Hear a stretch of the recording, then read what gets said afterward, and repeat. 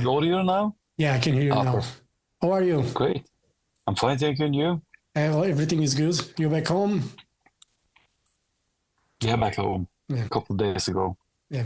How did the tour in the US with Emperor go? It was great. Lots of people, and great audiences. So it was good fun. Yeah, good people all around. Very good. I saw you guys last year in Dublin at Oh yeah. at the theater. It was amazing show. That theater, Thank you. It's kind of you. the Tri Olympia, it's a magnificent venue, and it was a perfect setting for you guys there. It was a great show. Yeah, I've been very fortunate to play some really nice places these last couple of years. Not the traditional, just clubs and venues, but more theaters, and it's really nice. Yeah. Cool.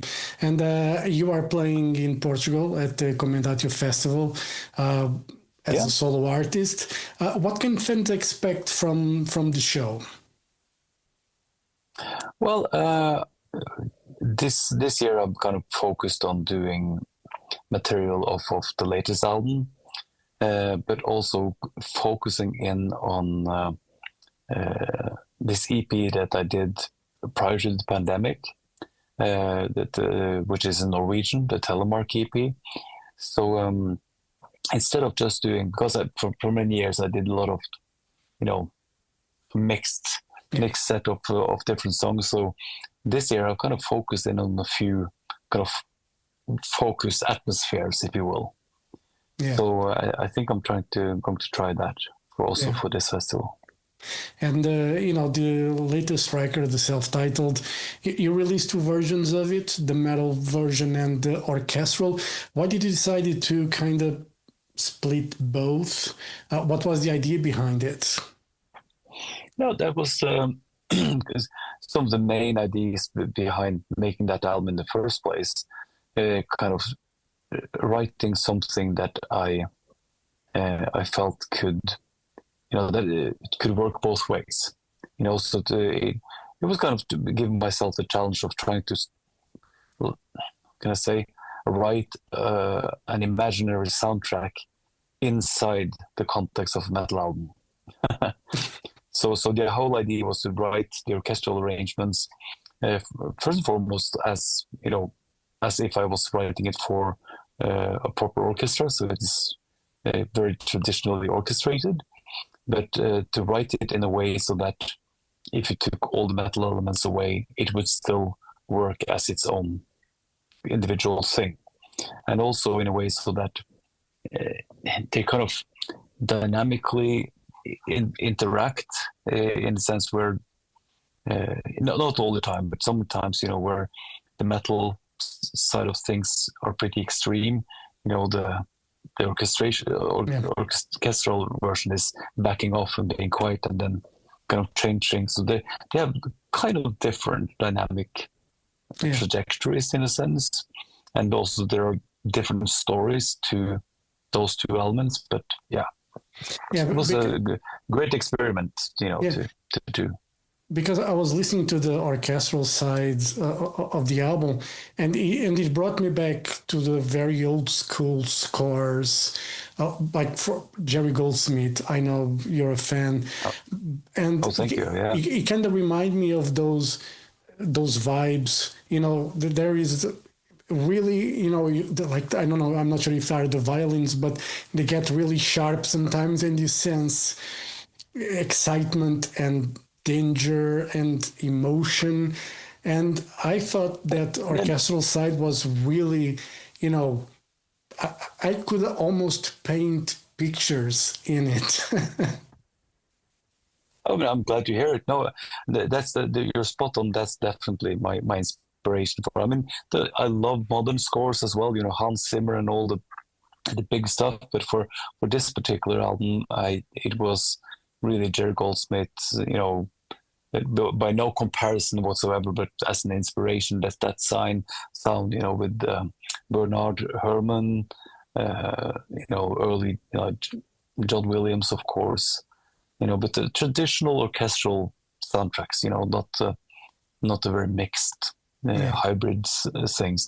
And also that was the kind of the natural way to go as well, since I still, of course, I've been dabbling with using orchestrations for my music ever since the beginning of my career, and learned the hard way that you can't really put two huge things on top of each other within the limitations of the sonic limitations of records or an audio file. You need, if something's going to be loud, something else has to be quieter. And I've done that mistake many times myself, that you just add layers upon layers, and everything just as a consequence sounds smaller. Yeah. And So it's a balancing thing. Yeah, and it's not easy, but I enjoyed, listening to both versions, because you get different feelings from it, and it gives you different vibes. Obviously, with the metal, there's the vocals, which it's always nice to hear, read the lyrics and stuff. But the orchestral side of things was really, I could imagine something happening behind the scenes. But that's great. I mean, that's the beauty, especially of music in general. But I guess especially with instrumental music, that it's really up to yourself as a listener to kind of give it context, and meaning. And regardless of whether it's lyrics or not, I kind of tend to like to interpret things in my own way as a listener, instead of having whatever original motivation or idea that an artist put into something, enforced. If it's too concrete, what you're supposed to understand from something, you could argue it borders on propaganda. And when you were writing for that self-titled record, do you wrote the metal part first and then the orchestral, or it was everything at the same time? Both and neither, you could say. I wrote everything, all the music with a piano sound first, and then just applied that to guitars and bass, and then to orchestral music. So it was like similar to like sketching a picture with just a pencil. Yeah. Then you color in after the fact. Yeah. So it was a different way to write for you, or it's something that you're used to? I had done that in the past. I always try to change things up, to kind of skip the trap holes of muscle memory, and write in new ways. I did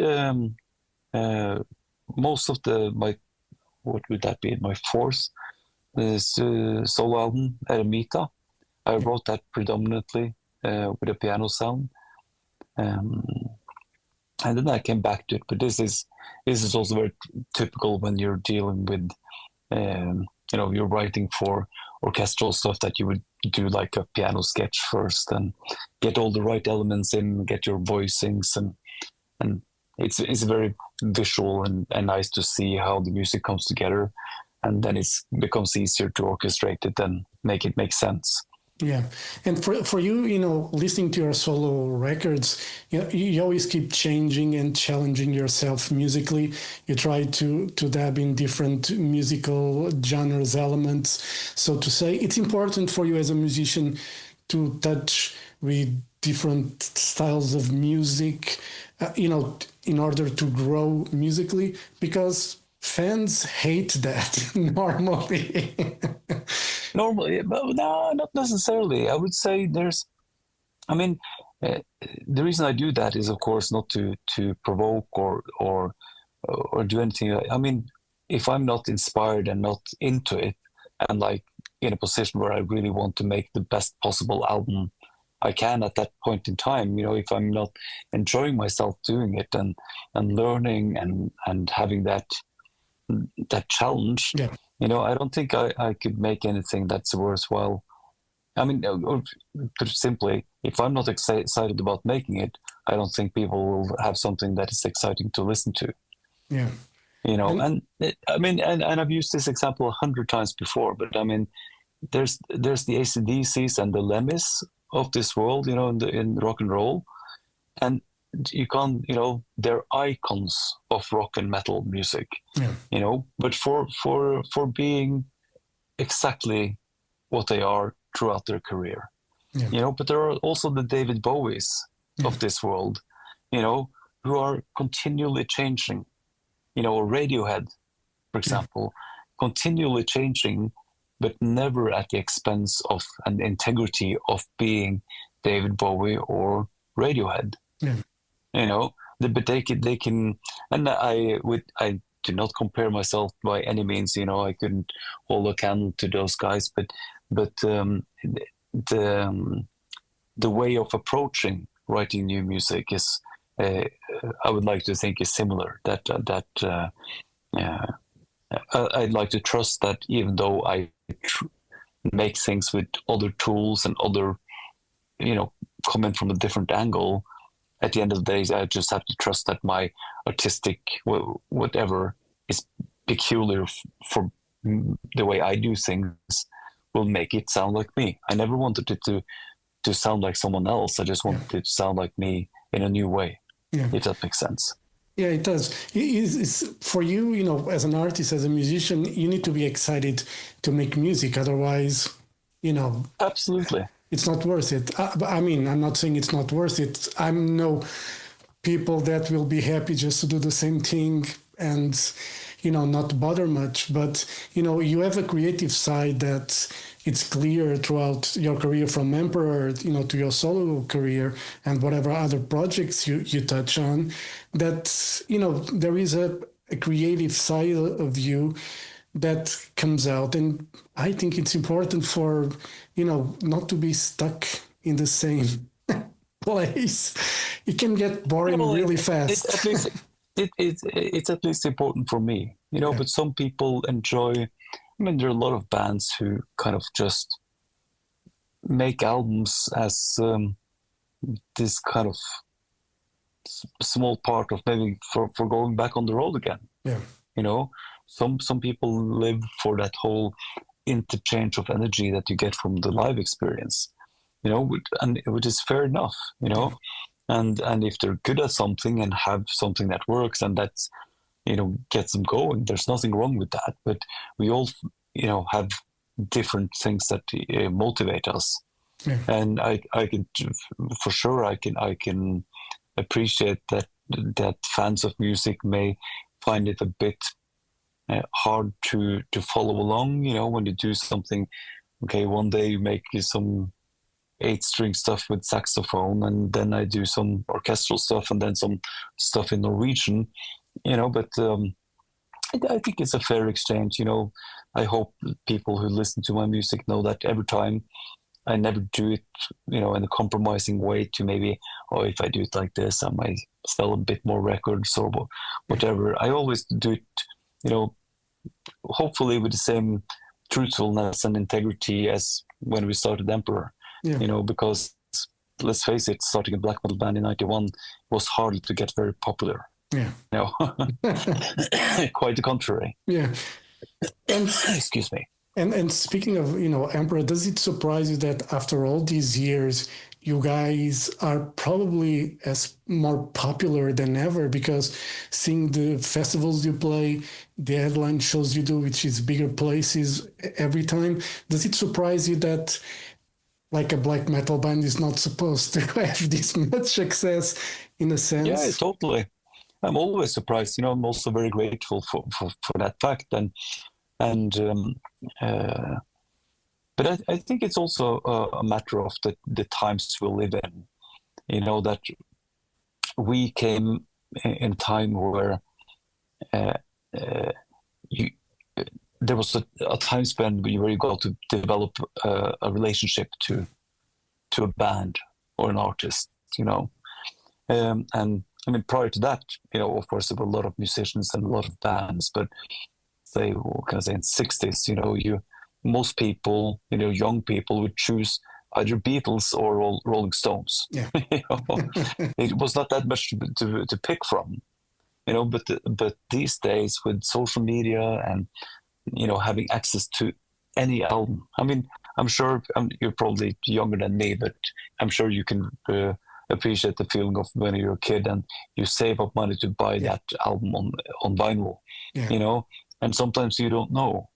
You only had the money for that album and not the second one, and you had to choose. So you didn't have access to everything. So there was a priority. There was you developed a relationship. At least I would read all the lyrics, all the liner notes. And we didn't have any information about who these people were. So you tried to grab onto, and there was a big part of imagination involved. And that creates you create a very special relationship, I think, to artists and albums that way. These days, that whole thing, unfortunately, I feel is devalued. Because there's so many people who just they don't have a relationship to artists. They have a relationship to playlists. Or whatever. It's just like whatever is popular music at a time, and perhaps within the metal community, rock and metal, people are still more dedicated to that. But with the whole thing that it changes so fast, it's really hard for younger bands to have the time to develop that relationship. Whereas myself, who started out in the early 90s, it was still that time where you could develop that relationship over a longer period. I remember going to save the money. Once a month I could buy a record. I'll go to the shop, talk to the guy there. He said, like, I got these new releases. Obviously sometimes you knew beforehand that the new Slayer record was coming out or the new Iron Maiden album was coming out. You would save specifically, but sometimes you had the money and would just go to the store and you ask the guy, what's new? Can I listen to a couple of tracks? And he would put that on the turntable, and all of a sudden, I want that. And nowadays you don't have that. I mean, I don't have that excitement of going to a shop anymore. I still buy, as you can see from the back, I still have vinyl and CDs and stuff. I still buy physical stuff, but there is no excitement anymore of going to a shop, talk to someone, say, what's new? What do you have? I think that's kind of lost, but it's very saturated, and it's very unfortunate because I believed, of course, there's amazing music made. Still, but most of it will probably never be heard, or reach the people who might like it. And I love having access to all the music, digitally. I can find all stuff that I don't have on physical anymore, and getting recommendations and new music that I probably would never have heard in the first place. I think that's amazing, and the same thing with, earlier on there was a record company, that would be like a gateway, that people couldn't release anything, but of course now it takes nothing, and everybody could release. You could spend an hour tapping your belly, and you could release it on Spotify, on all streaming platforms for like $19 or something. So it's very saturated, but I'm going to say it is what it is. And prior to, can I say this, maybe the 60s, the 70s and 80s, and where records were the big deal, all of music history before that, was live music. And even in the 60s, I think people, or 50s at least, the people didn't have money to buy records. Maybe, one of your friends, had the small single player, and then you listen to that, you listen to the radio. So instead of being too frustrated about, things were so much better in the past, I think, okay, we had this amazing period where we attach ourselves to records and everything, and now we're kind of back to a place where it's the live experience and that connection which is the exclusive things, because, and hopefully it will be a long time until AI takes over that too. Yeah. Well, let's hope. And yeah, but these days, like as you were saying, like with Spotify or Apple Music, I see a lot of kids like listening to one song from one artist, whoever that might be, and the next week they're already listening to something else, and they're not attached themselves to a. They don't put the effort of listening to an album from start to finish. It's just singles. It's just one song, two songs maybe, and then they move on. Like as we were saying, we were old school. We had to put the effort in that album because that's all we had back then, and it's kind of that mystique is kind of gone in a way. Yeah, but you see the mystique, and I see your Merciful Fate T-shirt, with a mask and everything, and you had Kiss and Alice Cooper. It was mythical. Yeah. I remember when I went to my first Iron Maiden show, I couldn't believe I was breathing the same air as the actual people in Iron Maiden, because we didn't have social media. We didn't know what they had for lunch before they came on stage. Because all of that takes a bit of the mystery away, and I think especially in the metal side of things. I would argue that is much of the success for bands like Ghost or Sleep Token or Slipknot, because you have the masks and everything, and of course they have all managed to keep the anonymity, but people want that sense of theater and excitement.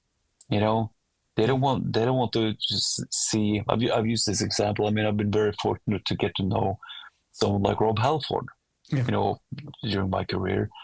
And he is, as I'm sure everybody who's ever met him, is the sweetest, most humble human being. Yeah. But when he gets up on stage, he's the metal god. Yeah. You don't want humble and on stage you want the metal god. Yeah. And you want the drama and the ritual of the whole thing. Yeah. And the band on stage gives you in the audience permission to let all inhibitions go and let the music, drive you to that experience. So and I think with all this kind of private interconnection thing, you lose a bit of that. Yeah. But it's, I'm going to enjoy music until I can and I'm alive. I love records. I'm still going to buy the physical records. I don't care if I don't have enough space in the house anymore. I'm still going to buy that. I need that experience. Yeah, but again, coming back to you mentioned me, doing different things.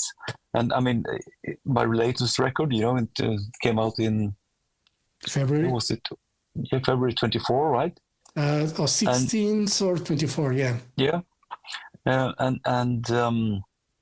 mean, it's not only is it a concept album, with a storyline from the beginning to end, but it's also like a parallel concept album for the orchestral part. Like, there's so much for people to take in, and there's no diatonic chord progressions. Yeah. There's even, it's hard music, I guess, to, hum along to. Yeah. So in that respect, I've been doing everything wrong. Yeah. From a commercial perspective. But it's just in my nature. I mean, I did make the realization some years ago that in some kind of subconscious way, I've tried to recreate, Iron Maiden Seventh Son of a Seventh Son. Yeah. Every time I make an album, the way I put albums together, the kind of dynamic trajectory of what songs, how they build and the whole thing comes together. I never really wanted to make an album just with a collection of random songs. I always wanted it to, the songs needed to sound like the album cover. Yeah. That's what was the ideal for me getting into bands and making music. So And are you still writing, are you thinking about new music, or you're going to take a break from that? I mean, the album was released, this year anyway, but you probably finished a while ago. Are you thinking about new music yet, or? Yeah, I mean, I finished that album 2 years ago. So there's always stuff in the works. I have some other projects going as well, but and there's no rush for another Ihsahn album. But I'm always looking for ways. I mean, it's all I can do. Yeah, It's all I've done in my life. So yeah. And obviously, we know the answer for this, but I have to ask: is there any chance in hell of another Emperor music? Well, I would have hoped I got paid. I could get paid for every time I was asked that, but yeah, it's very very hard for me to answer, because once in one interview it's like, okay, because I've always said no, and then I said, okay, I also said that there would never be any more Emperor live shows, and so I don't want to make myself a liar. So it's like, if stars align, in the sense where and we have been going, with the live stuff for a long time. But if we were to make something, if I think that the reason behind it would have to be right. Yeah. I like to think that the reason that Emperor still gets to tour around the world, play these amazing places, and have thousands of people singing back those old songs, is because they know it's for real. Yeah. It's not made for some kind of commercial, aspect, or some kind of entrepreneurial idea. Yeah. It's just music made for the sake of music. Yeah. And if we, of course there are lots of financial motivations that could to do such a thing, but then again, I don't think any of us would want that to be a motivation for us doing what we do. I think that would be kind of making everything that we did in the past into a lie. Yeah. Would you agree? Yeah.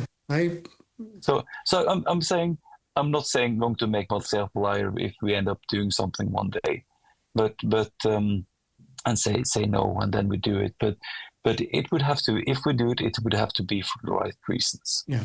And because that we really wanted to, and we felt that's the right thing to do. Yeah, I agree. It would have to be honest. You guys would have to be honest with yourselves, first of all. Yeah. And, I guess we see, bands that sometimes they do stuff just for the sake of doing it, or whatever motivations there are. And, you think like, why did they bother, putting that album or making that? And first of all, you need to be honest with yourself, and the fans will accept Emperor, Ihsahn, whatever project it is. Fans will accept it if it's done from the heart, and for me, that's all that matters. At least that's at least how the only thing you can control, in a sense. What people want, is also, people don't always know what they want. They think they do. You're right. Ihsahn, thank you very much for your time. All the best for Thank you so much for the support. For the show in Portugal. Looking forward to have you back. And I look forward to it too. I know you're playing Bloodstock with Emperor as well in August. It's my favorite festival on the planet. Oh, cool. Love that festival to beat. Saw you guys there a couple times, I think, already. So I love Bloodstock, and hopefully you'll have a great time this year again there. And in Portugal, obviously, hopefully it won't be too warm. I look forward to both shows. Will you be going to Bloodstock? I'm not sure yet. I'm thinking about it. I haven't gone for the last couple of years because whatever reasons, but I'm thinking in going this year, but we'll see anyway, if I can make it. All right. Well, maybe I'll see you there. All right. Thank you very much. Right. Have a great day, and enjoy Comendatio. It's going to be great, and Botas as well. All right. Thank you. Thank you. Thank you so much. Have a great day. Thank Later. you. Bye. Bye bye.